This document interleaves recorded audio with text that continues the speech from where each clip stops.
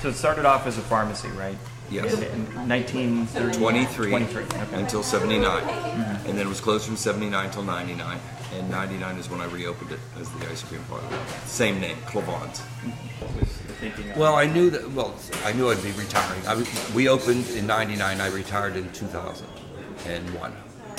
So we were open for 2 years before I retired. And I knew for retirement I'd want to have it open all year.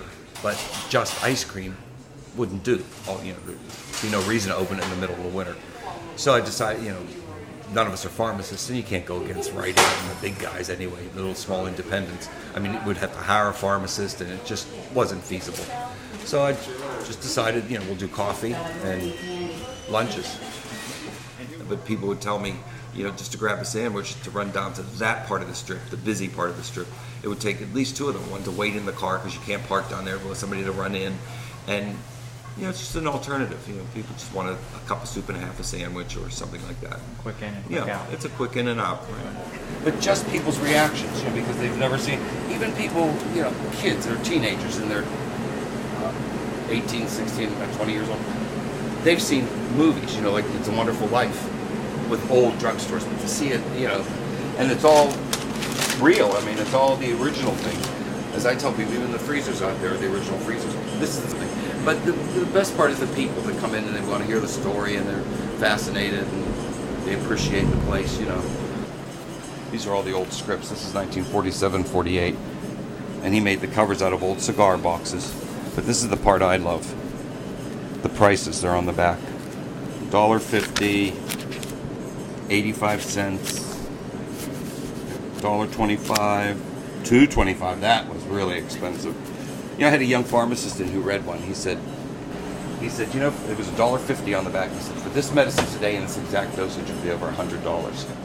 Here, if you read on the front, it's a suppository maker. So they mix the medicine in with cocoa butter, and then put it in the mold and chill it.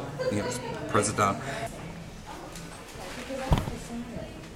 And back in those days, you would, it's just a file cabinet. 15 cents, 10 cents.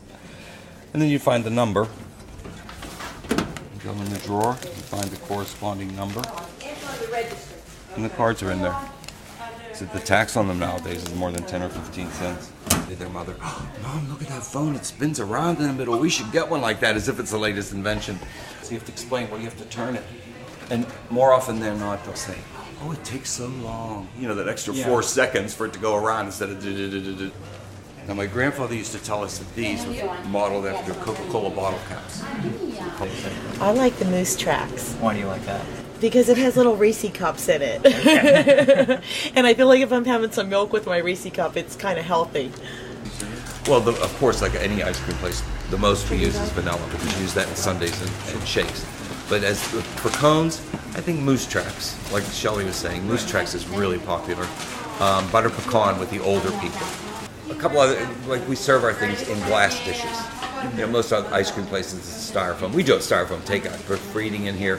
We have sundae glasses, and it's just nicer to drink and eat out of a glass. We make ice cream sodas, which is rare nowadays. As a matter of fact, with younger people don't even know what an ice cream soda is. You have to explain it's sort of like a float, except it's a little bigger, much more flavor choice, like chocolate. Basically what you're making is chocolate soda pop and adding ice cream to it. We do real milkshakes, with real milk, real ice cream, not soft serve, whatever they call that thick stuff that they sell at convenience store or at fast food places. Banana splits, the whole thing. And we have 4 to 5 flavors of whipped cream. We make our own whipped cream with heavy whipping cream and the nitrous oxide, and then we flavor it. And we always have vanilla, chocolate, and amaretto. The amaretto is out of this world.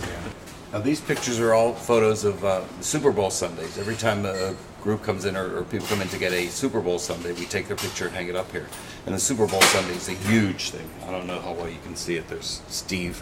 Well, this is just this past March with the big. It's 8 scoops of ice cream, all the toppings we have, every flavor of whipped cream and a banana, and all. It's huge. It's usually a whole group that eats it.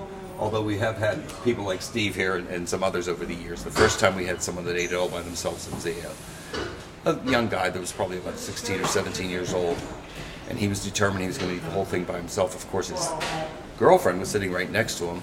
staring at him like he was some sort of a big hero or something because he was going to eat this whole great big gigantic sundae. Oh yes, the phosphates are excellent.